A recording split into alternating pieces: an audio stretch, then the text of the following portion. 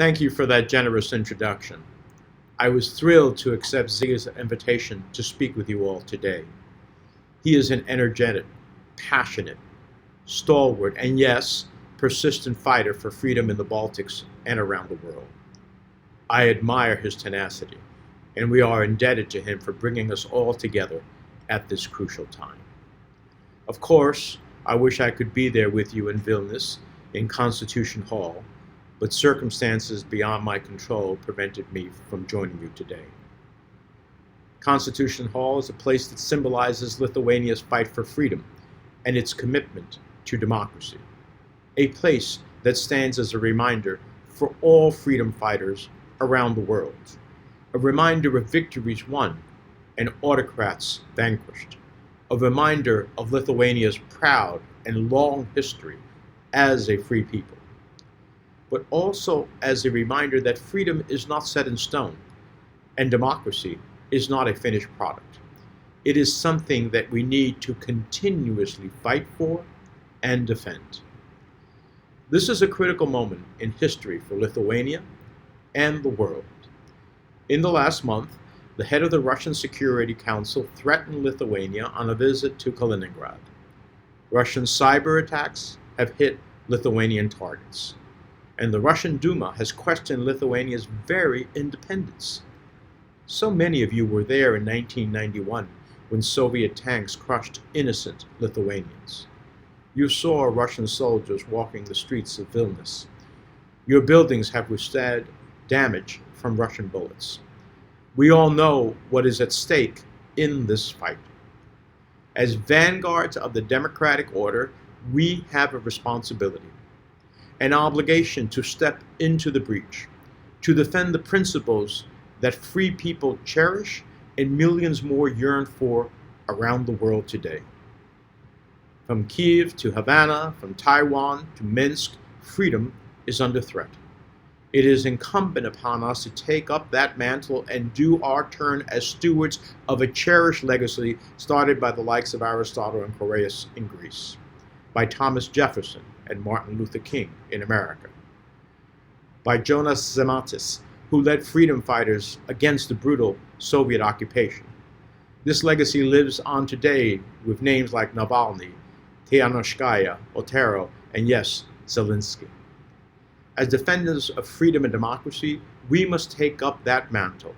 It is our turn in the arena, our turn to stand in the shadow of these giants and defend the principles that they dedicated their lives to. As chairman of the United States Senate Foreign Relations Committee, I am fortunate to come into daily contact with some of these brave voices for freedom. Nowhere is this struggle for liberty more evident than Ukraine. And while the news in Donbass and southern Ukraine is hard to hear some days, one simple fact remains. Ukraine is winning, and it will emerge from this terrible conflict victorious. And do you know why I believe this? It is because, not of the arms that we have sent them, no. Is it because of the diplomatic support we have provided them? No. Is it our humanitarian assistance? No. My friends, the simple reason why Ukraine has momentum, the reason why these freedom fighters will emerge victorious, is deeply rooted in the bones of the Ukrainian people, rooted in their thirst for freedom, rooted in a desire for a future for their children not dictated by Moscow, rooted in a simple creed. The people of Ukraine are the only ones fit to determine their country's future. President Zelensky and the brave souls fighting off Russian attacks are on the front lines in the fight for democracy. And this fire will propel them to victory. Now, many commentators like to say that around the globe, democracy is backsliding, that autocrats have the upper hand and the good guys are on their back foot. But I tell you, they are wrong. Inspired by the courage of our Ukrainian brothers and sisters, I believe we are in the midst of a global democratic renewal. One where Democrats and freedom fighters are seizing the initiative and standing up for their rights. The pessimists are wrong because you, gathered here together today, are prepared to defend these universal values that burn in the hearts of all of our citizens. Now, I am not naive about the world we live in. Yes, the challenges from Russia and China are formidable. They possess dangerous resources and are relentless in their drive for power. But international solidarity with meetings like this show that we who support democracy are here and we aren't going anywhere. It has been over 80 years since the American State Department condemned the occupation of the Baltic states in what would go on to become known as the Wells Declaration. It stated that, quote, "The people of the United States are opposed to predatory activities no matter whether they are carried on by the use of force or by the threat of force." That is as true today as it was 8 decades ago. We who support democracy are focused and committed to building a free world. Principles matter, values matter, and we aren't going to back down. We aren't going to cower. We aren't going to sit by silently, because to do so would be the most terrible sin of omission. Put it another way, to ignore war crimes, to ignore atrocities, to ignore tyranny is complicity, plain and simple. Now, some of you know my story, and you know how important this fight is to me personally. My parents came to the United States as refugees from Cuba, escaping a dictatorship that lives to this day. My family had to struggle to give us a shot in life, but as hard as that struggle was, we knew we had a chance because we were free. Free to pursue our goals, free to work where we pleased, free to speak out for what we believed in. But you can't do that today in Cuba. That's why last July, the Cuban people took to the streets in unprecedented nationwide protests. In response, the Diaz-Canel regime arrested hundreds of peaceful protesters, including the renowned activist Luis Manuel Otero. He is a leading figure in Cuba's protest movement, and for the last year, he has been held in a maximum security prison. Just 2 weeks ago, the regime sentenced him to 5 years in prison for contempt, public disorder, and defamation. But in the face of repression, Luis Manuel has been unwavering in his commitment to democracy, human rights, and the end of Cuba's dictatorship. Principles that Lithuania has backed with unwavering support.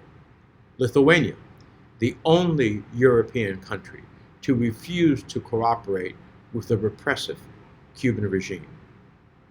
And it's not just Cuba. Despite the threat posed by China, Lithuania welcomed a Taiwanese representative office in Vilnius, a display of bravery and commitment to democratic values that other nations should emulate, because we all have a responsibility to stand together in this fight against totalitarian states. Taiwan is only 180 miles off the coast of China, a thriving nation that lives in Beijing's shadow. Taiwan's flourishing democracy of today provides a case study in the promise of democratic consolidation. Taiwan's democratic reformers were crushed in the 1950s, and for decades Taiwan was effectively a one-party state. But by the early 1980s, democratic momentum was inevitable, putting Taiwan at the forefront of the third wave of democratization. And today, there can be no question that for Taiwan, democracy is the only game in town. So when a country like China tries to bully a nation like Lithuania for recognizing Taiwan, like-minded democracies have to stand up. Of course, Lithuania faces dictatorships much closer to home. Just over the border in Belarus, the Lukashenko regime has been brutal in its repression of freedom and democracy. It is a regime that has responded to peaceful protests with beatings and deaths, that has ordered police to arrest people for putting opposition flags in their windows, that has forced an aircraft to the ground and abducted a journalist headed to Lithuania. And yet, in the face of these acts, brave opposition leaders have continued to speak out. They have shown the Belarusian people and the world that there is a real, true alternative to the violent Lukashenko regime. And indeed, it's an honor to see that Svetlana Tinoshkaya is with you today. She's testified before my committee in the Senate, and we have met several times in Washington. Her courage and that of her supporters is an inspiration to all of us. Thank you, Svetlana. Shifting to Russia, over this long rule, Putin has tightened control of Russia by shattering independent media, arresting activists, and poisoning or killing anyone that gets in his way. When he invaded Ukraine, many Russians were horrified. They quit their jobs. They packed their bags. Overnight, they left their homes and fled Russia. And many in the opposition came to Vilnius. So even though Putin's thugs have transferred Alexei Navalny to a high-security prison, his opposition movement has thrived in Vilnius. They continue to engage with those back in Russia, trying to break through Putin's lies.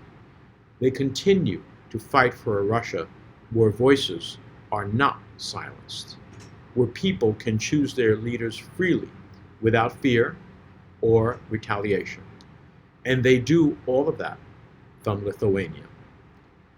As the great poet Marionis wrote of Lithuania, "You are beautiful, dear homeland, a country where in graves heroes are sleeping.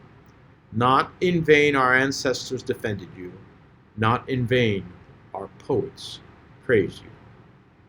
Yes, I too believe Lithuania deserves the highest of praise. And this, my friends, is why I wanted to speak with you, why I needed to speak with you, to simply say 2 words. Thank you. Thank you to the people of Lithuania for standing up for the Cuban people when the rest of the European Union turns a blind eye to their struggle. Thank you for hosting the Belarusian opposition who fight every day against a terrible regime. Thank you for hosting the Russian opposition who valiantly marshal on to the darkest of days. And thank you for supporting our friends in Taiwan, despite crushing pressure from Beijing not to do so. The fortitude of the Lithuanian people and your leaders set a proud example for the rest of the world. Your geography and population may be small, but your impact is mighty. Pound for pound, or kilo for kilo, you are punching far above your weight every day in the international arena. I am proud to call Lithuania a friend and stalwart ally as we stand shoulder to shoulder in the fight for freedom. My friends, democracy is poised for a comeback. And so to those of you listening today who champion the values of democracy and self-determination, do not give up. To those who have been forced to flee their homeland, do not lose hope. To those who are living in the shadow of a brutal dictatorship, do not despair. If we dedicate ourselves to the cause of freedom around the world, democracy will flourish. Light will win over darkness, and we will triumph over tyranny. Thank you, and God bless.